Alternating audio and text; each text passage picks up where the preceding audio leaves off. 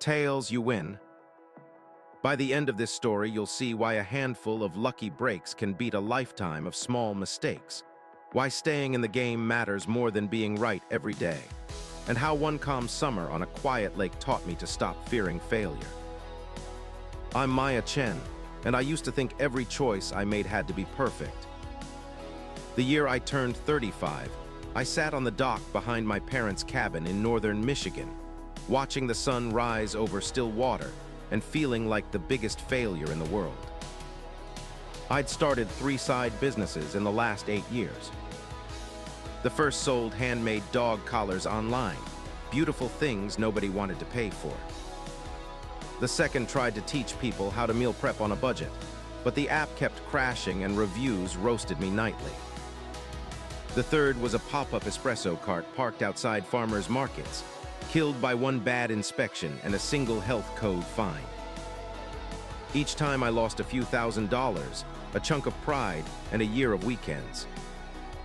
Across the dock, my neighbor Frank creaked open his lawn chair, same as every morning. Frank was 78, wore the same faded Tigers cap, and once told me he'd owned 17 different boats in his life, each one slightly bigger than the last. He shuffled over, offered me a cup of terrible gas station coffee, and studied the spreadsheet I had open on my lap. I tried to close the laptop, embarrassed. He said, "You're adding up your losses again, aren't you?" I nodded. He sat, took a loud sip, and pointed at a pair of loons gliding past. "You see those birds? They fish all day, dive maybe 100 times, catch maybe 10 fish. They don't quit because 90 dives felt like waste. They stay alive for the 10 that hit." I muttered that loons don't have rent to pay.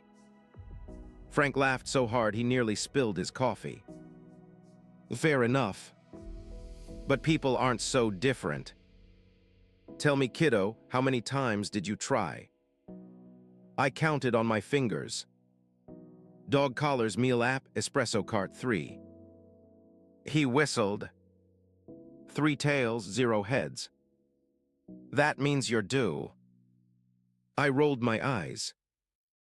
He told me to humor an old man. Then he pulled a nickel from his pocket and flipped it. The coin splashed into the lake and sank before we could see the result. Frank grinned. "Tails, you win. Remember that." I asked what he meant. He said he'd explain, but first I had to close my spreadsheet and walk with him to the hardware store. We drove the winding road into town, windows down, pines smell thick. Inside the store, Frank bought a single washer the size of a dime, cost 37 cents. On the way out, he pointed to a dusty poster taped by the exit. It advertised the annual Rotary raffle. Grand prize, a brand new pontoon boat retailing at $35,000. Tickets were $20 each. Frank peeled off 2 wrinkled 10s, bought 1 ticket, and tucked it into the same pocket that once held the nickel. I told him the odds were terrible. He shrugged. "I only need 1 ticket to hit the tail." That afternoon, we replaced the washer on his outboard motor, fixed a tiny leak that could have ruined the whole engine. Job done, he treated me to burnt grilled cheese at the diner. Between bites, I asked about the boat raffle again. He said, "When I was 30, I bought a scrappy little rowboat for $100. A year later, a storm came through, bashed it to pieces. Insurance paid me $300. Bought a used fishing boat with that plus savings. Caught my biggest ever lake trout one Saturday. Photo made the county paper. Guy offered me $500 for the boat because he wanted the lucky charm. I sold it, added cash, bought a 19-footer. Kept trading up, sometimes winning, sometimes losing, but each bigger boat let me take more folks tubing, made more memories. 30 years of that, and last year I won a scratch-off ticket, 50 grand. Put that straight into the cruiser I wanted all my life. One scratch, one tail changed everything. He sipped his coffee, eyes twinkling. 3 failed businesses for you so far. That's just the loons diving. Keep going. I argued that I couldn't afford another flop. He leaned forward, voice quiet. Then make the next flop cheaper. Give yourself more tries. That night I walked the lakeshore, phone flashlight flickering across stones. I thought about the nickel gone, the raffle ticket safe in Frank's pocket, the leak that would have cost him thousands if ignored. I realized every attempt I'd made had cost me between 3 and 8 grand. What if, instead of another 8 grand swing, I tried a $50 experiment? 2 weeks later, I launched a tiny email newsletter about clever repairs people could do on old camping gear. I charged nothing, kept it short, hit send to 40 friends. 5 unsubscribed immediately. 35 stayed. 1 wrote back with photos of a patched-up backpack. Grateful, called me a lifesaver. Made my week. By issue 6, a small outdoor store in Utah asked to place an ad for 25 bucks. I laughed at the amount, then remembered Frank's nickel and accepted. That 25 felt bigger than the thousands I'd once lost.